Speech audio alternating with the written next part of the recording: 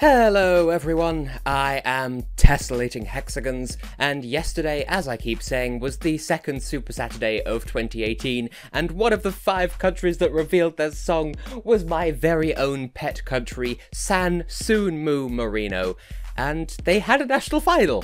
Who would have thought that would happen? I mean, San Marino, literally the country who said last year that they didn't really have the funds to do anything, having a big extravagant national final. Well, I, for one, am proud of them. And, as most national finals do, this ended with a song being chosen, and that song is Who We Are, performed by Jessika and Jenifer Brening. Music and lyrics by we have literally no idea because nowhere on the internet will publish who wrote this song. But it's presented in English, so we know that much at least. Now, fun fact with this one, it was actually originally written for Editorial MC, the San Marinese rapper, but then he pulled out because he heard the song and thought, oh no, it sounds too poppy, so they had to rewrite it and get Jenifer B in for, like, literally they had 24 hours notice to write a new section of the song and give it to her, so all things considered, that's a really impressive turnaround for this song. Anyway, first impressions. Well, before anything else, I really want to highlight how impressed I am with San Marino and how they've grown since this time last year. This is the country that said, we might withdraw because we don't like the voting system. We might withdraw because we got 1 point last year under the voting system. You know, they were this close to giving up. I'm really proud of them for sticking with the contest then instead of withdrawing, and really sticking it to the system and really giving a middle finger to their bad luck by having a national final as elaborate as one in 360, even despite the costs and implications involved, but I'll gush about that a bit more later on. As for the song that was chosen, it was the first one, chronologically, that actually stood out to me during the, I guess they were called semi-final, the heats of 1 in 360, where the contestants had to perform acoustic versions of their songs in order to qualify to the final. This was one of the few songs that worked as well acoustically as it did in full, though, understandably, the full version is much better suited to Eurovision. Some people are salty that a certain other song didn't win the selection, and I'll openly admit that that other song was my favourite of the selection as well, but this was my second place, and part of me almost thinks it's kind of a better fit anyway. Maybe. It's difficult to say, because, they both have strengths in different areas, but before you get all bent out of shape from me even insinuating that, let's look under the bonnet and see why I might feel that way, or why you might feel that way. I don't know your life. Okay, for one, permit me, if you will, to get just a little bit existential here. The world absolutely sucks. So it's refreshing and energizing to hear a song as positive and as affirming as this. Yeah, it's been done before, but that shouldn't detract from the fact that here, it's done well, and no less by someone who was bullied as a child and has grown up to become a teacher. So this has always been an aspect of her life that she's had to deal with. So she knows what she's talking about when she performs, Jessika that is. And, okay, I don't know Jenifer's life story, but Jessika's the main performer here, so let's just give her the credit where it's due. This is a fun, upbeat, engaging song with a positive and relevant message written by someone who has experienced it firsthand in almost, like, the only way she hasn't experienced this is she's not been a bully, which is good. She's been a victim and she's been a mediator. She knows what to talk about with this sort of thing. Anyway, you never know, there might be someone in the audience who needs to hear this. This idea that actually, yeah, it is okay to be you, no matter what people say in the comments section below.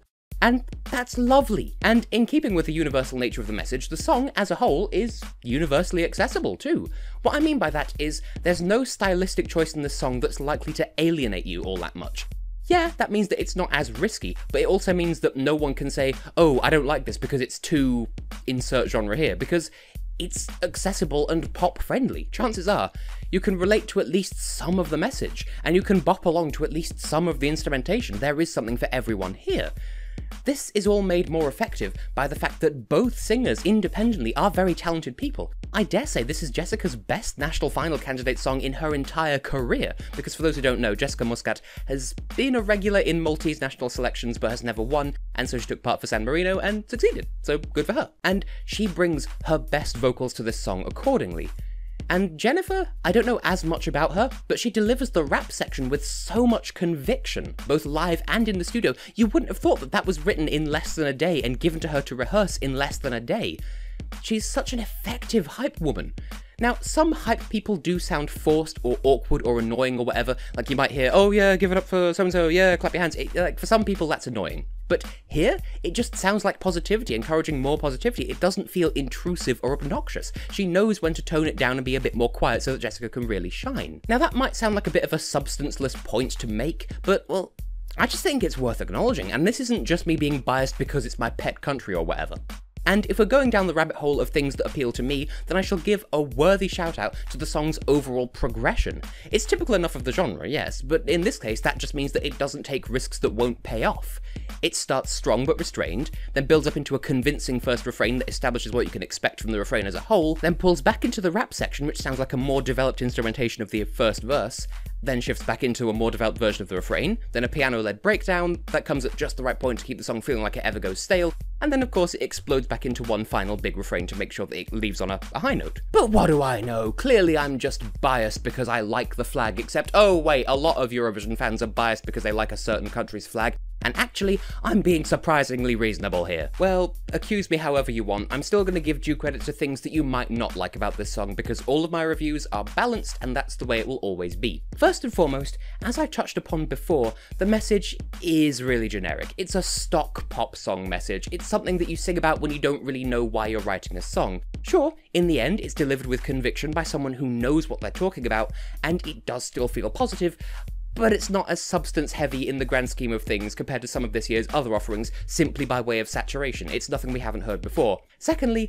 I know I'm not the only one who hears this, but you might feel like the melody of the refrain sounds a bit like Heroes from 2015. I will tell you to stop that train of thought right here and now, because similar does not mean plagiarism, for crying out loud. I do despise how the Eurovision fandom is so quick to sensationalize everything. Still, that mental connection, that instinct to say, oh, it's similar, therefore it must be ripping it off, that instant thought might detract from the song's authenticity, in your opinion. I don't know. It could also just be that it sounds similar and you recognise that it's similar without being plagiarism, and that still bothers you, which is fine.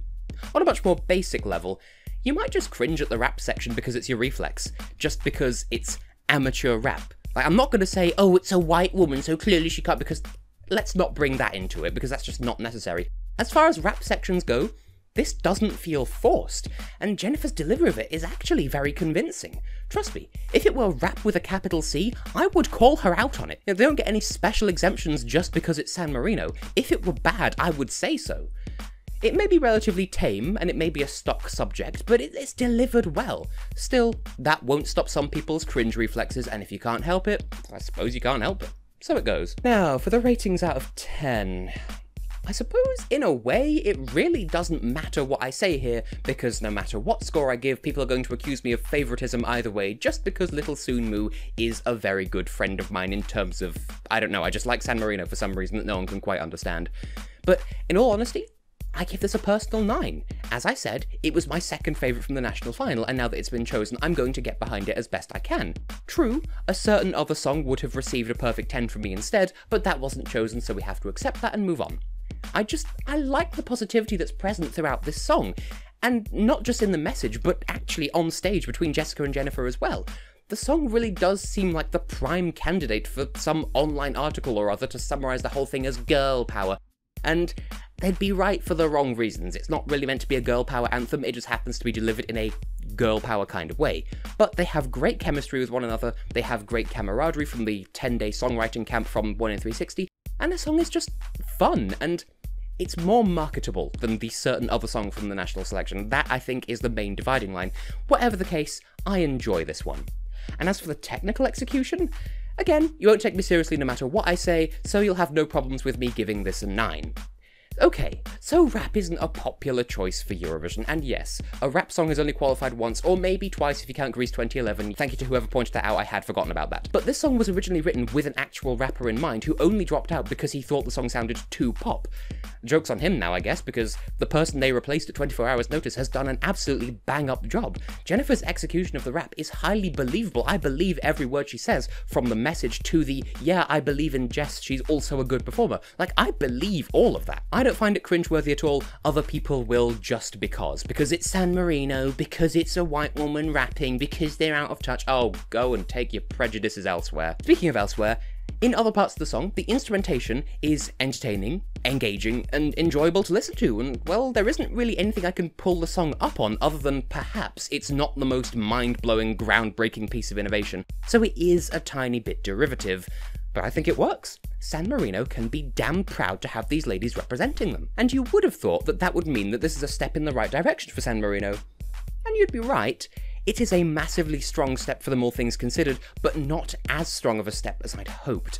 Like I said at the top of this review, I am so proud of San Marino for making this much of an effort this year. In August of last year, I published a video editorial on San Marino's history at Eurovision and what they need to do in order to be taken more seriously. And this national final, this whole approach basically encompasses, like, almost all the advice I gave them in that video. It's almost like someone watched it and I have no confirmation that they did. They're putting more money into it, they're collaborating, they're putting effort in, they're doing what they can to be noticed. The only thing detracting from any of this was the public reception, because of course the Eurovision fans had to ruin it for the rest of us. But in all seriousness, part of the problem is the way 1 in 360 was executed. It was literally impossible for people to watch the final because the live stream on SMRTV's website couldn't keep up with the number of people watching, and it simply was not streamed anywhere else, despite promises that it would be broadcast to YouTube and possibly Facebook. Where was that 1 in 360? Also, the selection process was fraught with controversy and confusion because of rule changes, because they were trying to develop it on the fly to make it as good as it could be, and people just shit all over that because, oh, it wasn't perfect from the get-go, therefore them trying to fix it as it's ongoing is just confusing, it hurts my little brain, or something like that, I don't even know.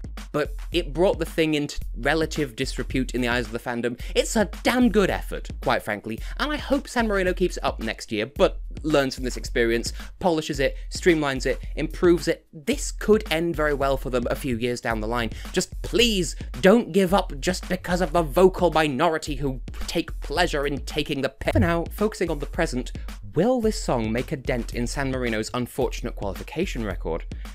I think it's more credible than people want to give it credit for, but it is still on the fence. The cynic in me wants to say, no, it'll be the upper end of the non-qualifiers just because it's San Marino, and people will see San Marino and go, oh no, it's just that silly little country, I won't vote for them without even giving the song a fair chance, because it wouldn't surprise me if people think like that. But this song does have appeal and memorability to it.